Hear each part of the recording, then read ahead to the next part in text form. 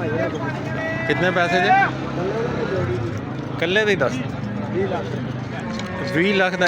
वो किन्ने का वादा घाटा हो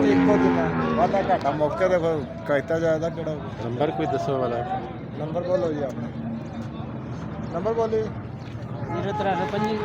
अगे 26 पंजी है 26 आ दस्यो 26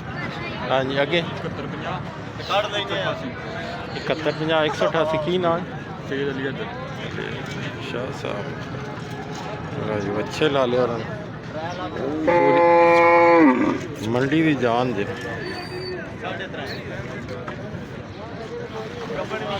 कीमत भी उस्ताद ने चाड़ फड़ी है वीडियो लाहौर हदा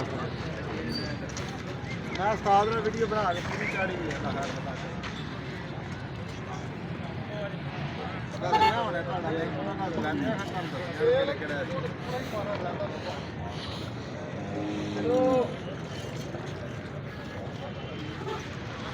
लो जी मंडी के महंगे तरीन बैड़े